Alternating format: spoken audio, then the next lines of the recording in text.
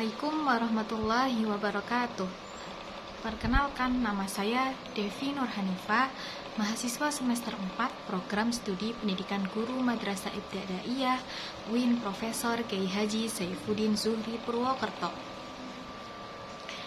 Pada kesempatan ini saya akan memaparkan materi sebagai tugas ujian akhir semester mata kuliah Metodologi Studi Islam yang diampu oleh Bapak Ishak Suryo Nugroho MSI.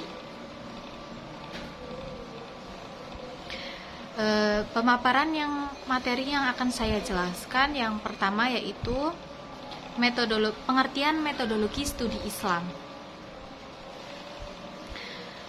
Secara bahasa, metodologi berasal dari kata Yunani yaitu metodos, yang berarti cara atau jalan yang ditempuh untuk mencapai tujuan tertentu. Dan logos yang berarti ilmu atau pengetahuan. Dengan demikian, metodologi adalah ilmu yang membahas tentang cara-cara yang digunakan untuk memperoleh pengetahuan secara sistematis. Sedangkan studi Islam adalah kajian ilmiah yang membahas ajaran Islam, sejarah Islam, pemikiran Islam, serta praktik kehidupan umat Islam berdasarkan sumber-sumber yang dapat dipertanggungjawabkan. Secara istilah, metodologi studi Islam adalah ilmu yang membahas berbagai metode atau pendekatan yang digunakan untuk memahami, mengkaji, meneliti, dan mengembangkan ajaran Islam secara sistematis, objektif, dan ilmiah. Metodologi studi Islam memiliki peran penting karena membantu seseorang memahami Islam secara lebih mendalam dan tidak hanya berdasarkan asumsi atau pendapat pribadi. Melalui metodologi studi Islam, seseorang dapat mempelajari Islam dengan berbagai pendekatan. Seperti yang pertama ada pendekatan normatif. Pendekatan normatif mempelajari Islam berdasarkan Al-Quran dan Hadis sebagai sumber utama ajaran Islam.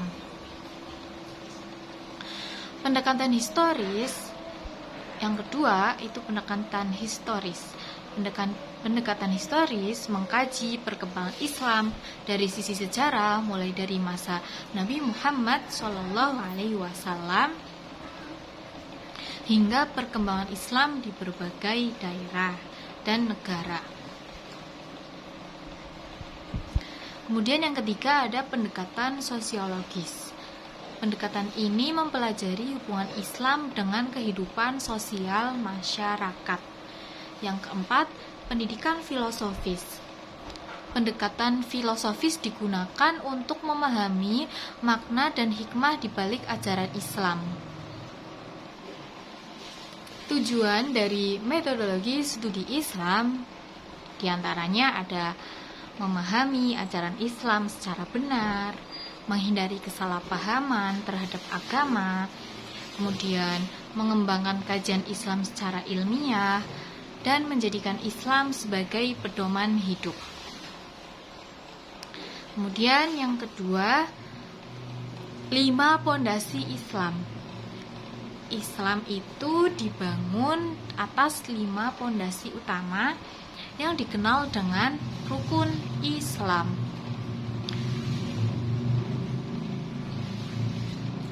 Hal ini berdasarkan hadis Rasulullah SAW, yaitu Islam dibangun atas 5 perkara.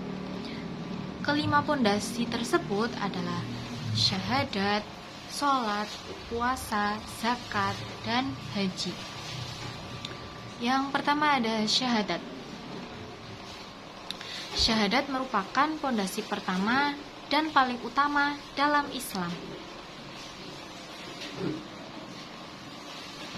Bunyi syahadat yaitu asyhadu alla ilaha illallah wa asyhadu anna Muhammadar Rasulullah. Artinya, aku bersaksi bahwa tidak ada Tuhan selain Allah, dan aku bersaksi bahwa Nabi Muhammad adalah utusan Allah. Makna syahadat itu yaitu mengakui keesaan Allah, meyakini bahwa Nabi Muhammad adalah Rasul terakhir, kemudian menjadi pintu masuk seseorang ke dalam agama Islam. Tanpa syahadat, seseorang belum dianggap memeluk agama Islam. Rukun Islam yang kedua ada sholat. Sholat merupakan ibadah wajib yang dilaksanakan 5 kali sehari semalam. Sholat terdiri dari subuh, zuhur, asar, maghrib, dan isya. Subuh 2 rakaat, zuhur ada 4 rakaat, asar 4 rakaat, maghrib 3 rakaat, dan isya 4 rakaat. Fungsi sholat antara lain yaitu mendekatkan diri kepada Allah, mencegah perbuatan keji dan mungkar, melatih kedisiplinan, kemudian menenangkan hati. Sholat itu adalah tiang agama. As-sholatu imaduddin. Sholat adalah tiang agama. Apabila sholat ditinggalkan, maka kualitas keimanan seseorang dapat berkurang. Karena dengan sholat, seseorang akan terhindar dari perbuatan buruk.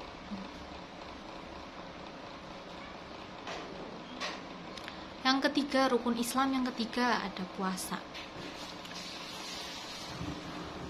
Puasa itu wajib dilakukan pada bulan Ramadan. Puasa berarti menahan diri dari makan, minum, dan hal-hal yang membatalkan puasa. Membatalkan puasa sejak terbit fajar hingga terbenam matahari. Manfaat puasa yang pertama, meningkatkan ketakwaan, melatih kesabaran, mengendalikan hawa nafsu, menumbuhkan kepedulian kepada orang miskin. Kemudian rukun Islam yang keempat ada zakat.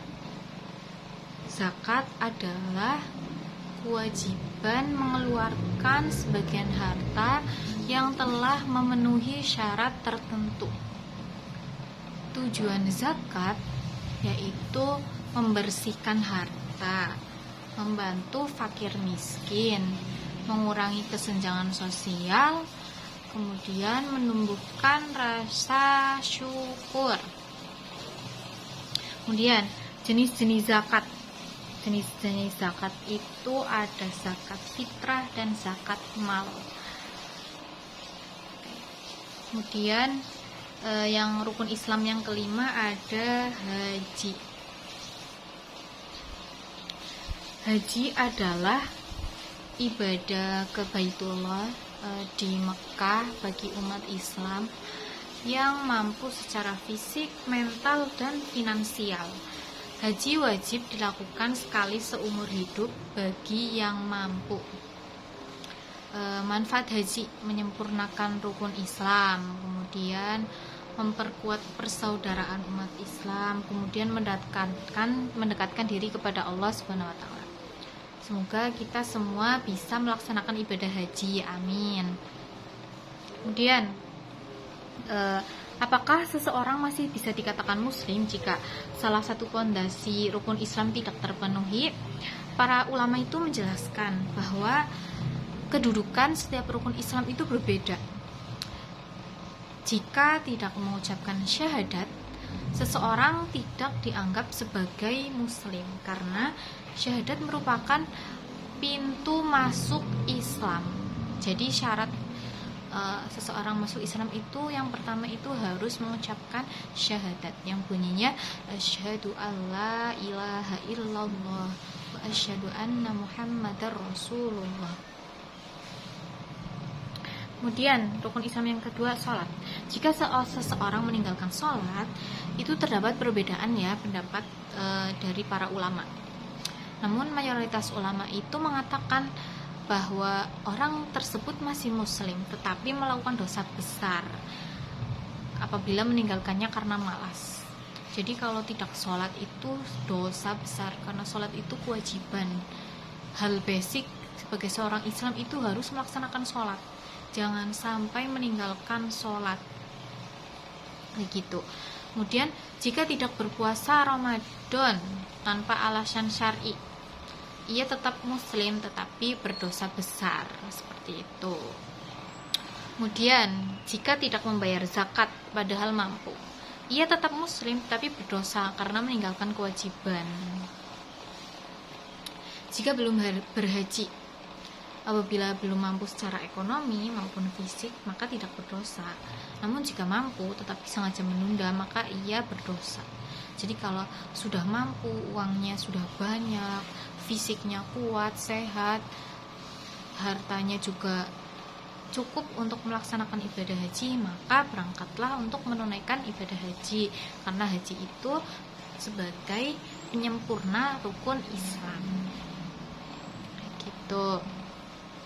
Jadi kesimpulannya, syahadat merupakan pondasi paling mendasar.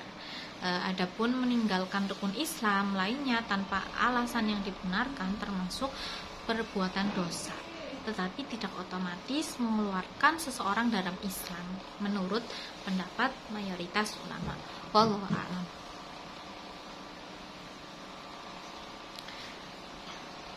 Kemudian yang ketiga, mengapa manusia itu harus percaya kepada Tuhan? Kepercayaan kepada Tuhan merupakan dasar utama dalam agama Islam. Kalau tidak percaya berarti syirik. Naudzubillah min dzalik.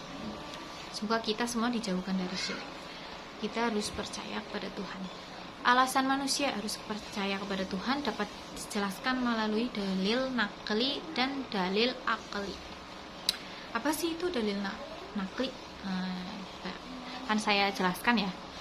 Dalil nakli itu dalil yang bersumber dari Al-Quran dan hadis. Dalil nakli tentang mengapa manusia harus percaya pada Tuhan. Contohnya itu ada Quran Surah Al-Ikhlas ayat 1. Jadi dalil nakli yang pertama itu Quran Surah Al-Ikhlas ayat 1 yang bunyinya Bismillahirrahmanirrahim, Qul huwallahu ahad, Shadaqallahul adzim, yang artinya katakanlah dialah Allah yang Maha Esa. Ayat ini menjelaskan bahwa Allah adalah Tuhan yang Maha Esa dan tidak ada sekutu baginya.